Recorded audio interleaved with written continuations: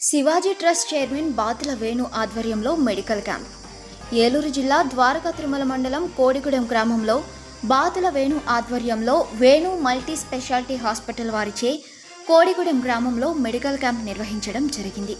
ఈ కార్యక్రమానికి ప్రముఖ కార్డియాలజీ నిపుణులు డాక్టర్ వేణు మరియు వారి హాస్పిటల్ సిబ్బంది కోడిగూడెం గ్రామానికి వచ్చి సుమారు 200 మందికి ఉచితంగా గుండెకు సంబంధించిన పరీక్షలు చేసి వారికి ఉచితంగా మందులు ఇవ్వడం జరిగింది. ఈ కార్యక్రమంలో కనికేపల్లి ప్రసాద్ గారు మరియు మానుకొండ వెంకటరత్నం, మానుకొండ జీవన్, కందికొండ మధు, డొక్కా సుబ్బారావు తదితరులు పాల్గొన్నారు. రాష్ట్రంలో పారిశ్రామిక ప్రగతికి వేగంగా అడుగులు పడుతున్నాయి. కూటమి ప్రభుత్వం తీసుకువచ్చిన నూతన పాలసీలతో రాష్ట్రంలో పెట్టుబడులు పెట్టేందుకు దేశ విదేశీ సంస్థలు ఆసక్తి చూపిస్తున్నాయి. రాష్ట్ర ప్రభుత్వంతో ఒప్పందాలు చేసుకుని వెనువెంటనే ప్రాజెక్టుల స్థాపనకు శ్రీకారం చుడుతున్నాయి. ఇప్పటికే కొన్ని సంస్థలు శంకుస్థాపనలు కూడా నిర్వహించగా మరికొన్ని కంపెనీలు పెట్టుబడులపై ఒప్పందాలు చేసుకుంటున్నాయి. సుప్రీంకోర్టు 52వ ప్రధాన న్యాయమూర్తిగా జస్టిస్ భూషణ్ రామకృష్ణ గవాయ్ ప్రమాణ స్వీకారం చేశారు.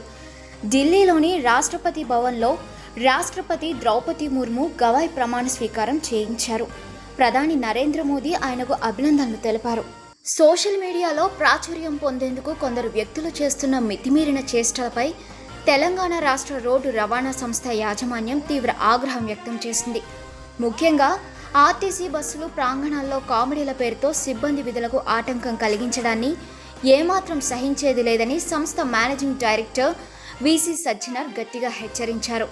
ఇలాంటి వెర్రి కామెడీలతో నిబద్ధత, అంకితాభావంతో పనిచేస్తున్న ఆర్టీసీ ఉద్యోగులను ఇబ్బందులకు గురి చేయడం తగదని ఆయన హితవు పలికారు.